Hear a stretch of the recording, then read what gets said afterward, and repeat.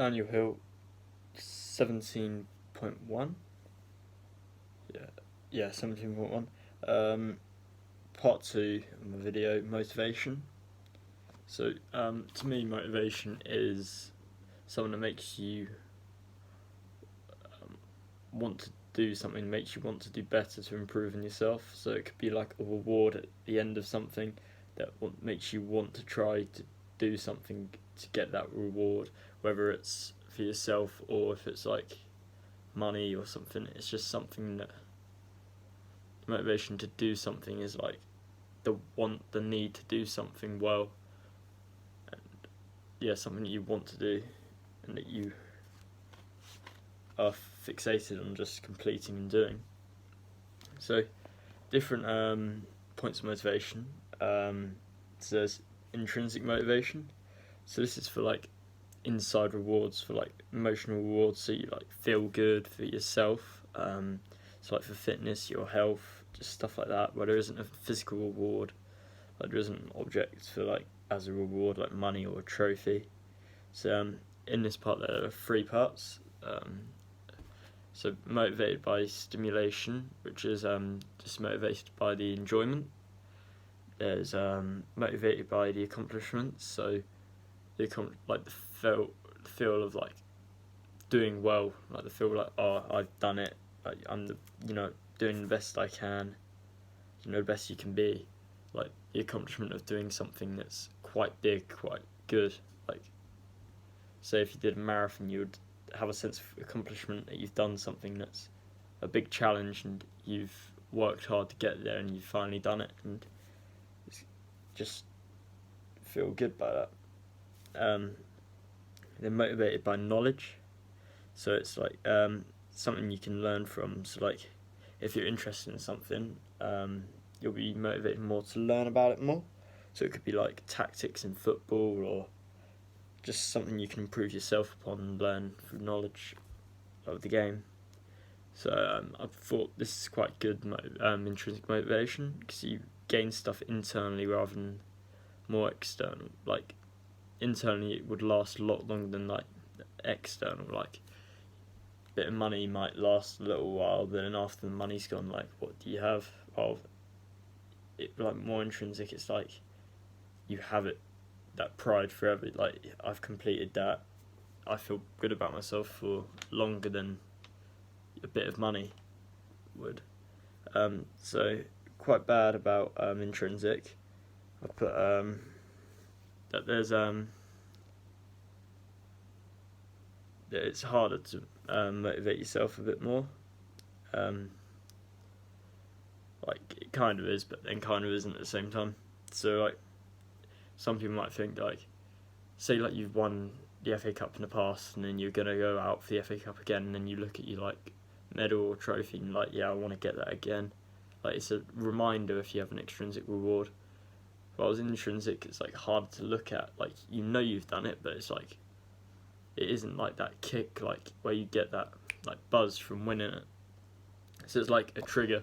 So like if you were to get an intrinsic reward, you would relate that reward, if it's like a medal or a trophy, you'd relate that to your feelings and emotions that you had at the time of winning that. So then if you were like to look at it before another big like cup final or something, you could just get the buzz from that, and then it would motivate you for that game and make you perform better. So that's something that I put about intrinsic. You can't really have that trigger to make yourself in the zone again and perform as well. So extrinsic is an external reward, so like it's money or or a trophy or something, and I don't think it's as good as intrinsic, because you don't really earn anything inside as much. Like you're doing it mainly for the external reward. So like when the money goes, like what, you don't really have much motivation from that. You don't really have the accomplishment as much. Like the accomplishment you earned from doing that task was the money, then it's gone. So it's like you don't really feel the accomplishment of that task anymore because it's gone. And then if you do keep getting like extrinsic rewards, not anything intrinsic. When you stop winning things and don't get anything extrinsic, it just motivates you less, and you'll just feel a bit more depressed, because obviously you're used to getting things like money and stuff, and then just all your accomplishments, like the stuff that you would get, you don't get anymore, and it just makes you feel a bit more bad about yourself, rather than intrinsic. You wouldn't really notice not getting a reward because it's something inside of you, like you get a sense of accomplishment or the enjoyment out of it. Whereas if you're doing it purely for money or purely for a trophy and then you don't get that at the end of it, it's just a bit demotivating that you've gone through all that not to get anything from it. And in the future it might put you off doing those things to to get the rewards if you don't really get them. Then attribution theory, that was so if you blame something on a failure, or a success on something or someone, so there's 3 factors of blame you can have. So stability, causality, and control.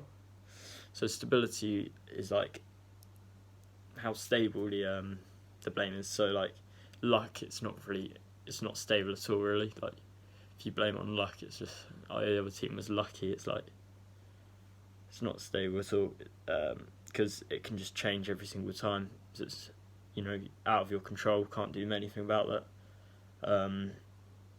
Then effort is a bit more stable, because you can personally judge how hard you've worked. So if you say like, "Oh, we lost because we didn't really try hard enough today," then it's like it's more stable. It's like it's kind of measurable, because it's your own personal judgment of how hard you've worked and your opinion on what you have achieved or haven't achieved.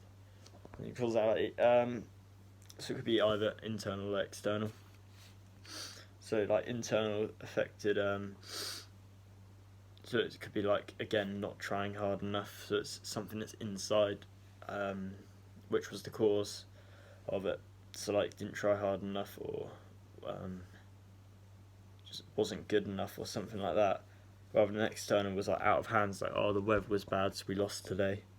Stuff like that. And then control is the control over the occurrences.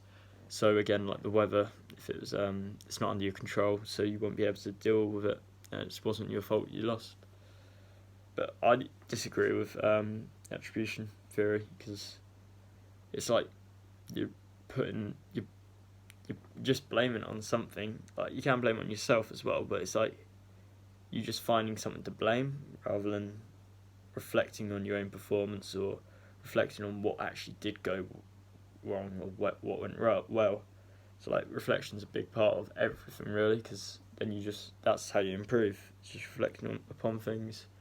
So like judge how could I do better next time? What can I do that would make me win next time? Like that's all comes more under intrinsic rather than an extrinsic motivation, to be able to reflect upon it and try to improve yourself upon that.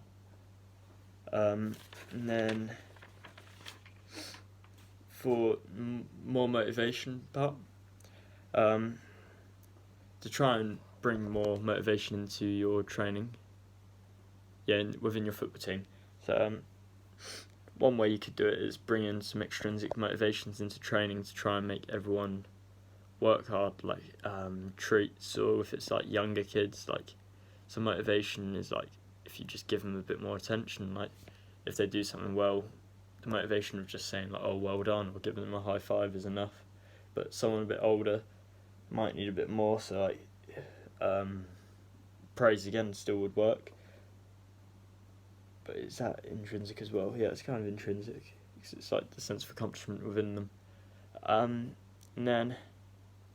But yeah, you could do it extrinsic as well, so like give them like a chocolate bar for getting a few goals or something like that. And then also another way to increase the motivation within a training session or within matches is just having more competition. So making the teams even in a training session, or in the match days having even teams, so it's actually more enjoyable and more competition, so people work harder and try and win, rather than having like a one-sided team in training, then there's not much motivation upon it. So that would work a bit better to motivate them. And also there was this thing for motivation in the ASC Sudbury did, where they put like an odd bright coloured sock on one of the kids' feet on their weak foot, and then if they scored with their weak foot they could take the sock off. So then there was kind of a motivation to try and improve your weak foot, so you didn't have to wear the sock for the longest time. So it was like the sense of accomplishment of scoring a weak foot goal, being able to take the sock off, and then then that like motivated them to try and use their weak foot. So then you could use that for like other things, like try to improve other parts of the game by adding that motivation to try and get it. So obviously they didn't really want to have an odd bright coloured sock on their foot, so they tried to use their weak foot to try and improve upon it, which was a good idea from them. Try and motivate for improvement. Then the evaluation of the personality and motivation effects on the sports performance was it's obviously personally I feel like extroverts more excel in the elite sides of the game, because like they're more confident, they will stand out. Like if there's a trial, you're more likely to notice an extroverted person than an introverted person, because the introverted would just hide away, while the extroverted would be like, oh yeah, look at me, you know. They'll actually try things, they're confident, they'll try and stand out. And that's the same within a training session. The extroverted people are more likely to try their best, try things, do better, they're louder, more confident, and then they'll get the ball more, they'll do better, so then they'll get picked more for the games. Then they have more opportunities then to show what they can do. So it's all about like more confidence. Because if you look at all the confident people that have excelled in elite performance, so like Ronaldo, Messi, Neymar, Hazard, Ibrahimovic, like they're all confident in their ability. They're all like, I don't know what they're like outside of sport. They might be introverted, but inside of the sport, it's like they have that confidence about them that they just feel like they can, like they all want to be the best. They're all confident in themselves. They all like have that winning personality, so they just want to win.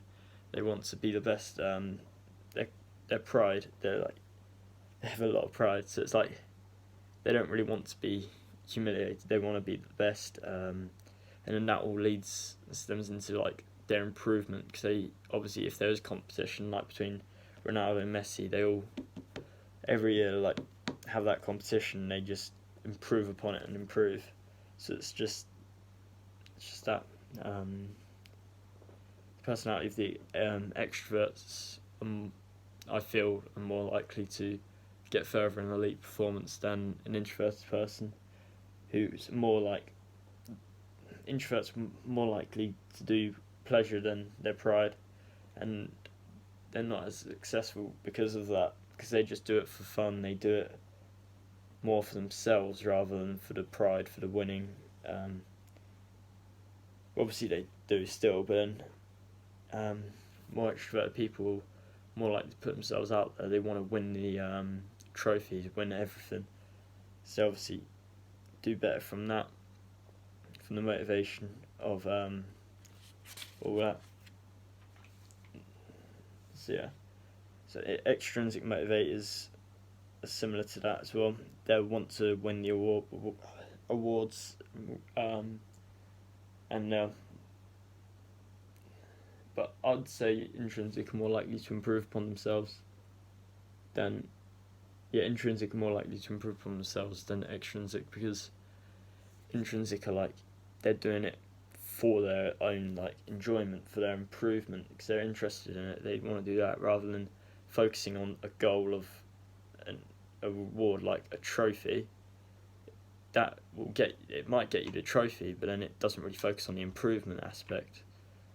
So it all depends on the type of person really for sports performance, because improvement, I'd say intrinsic would more likely to improve, and get out there a bit more. But then I'd say extroverted people also would are excellers, strivers in sports performance.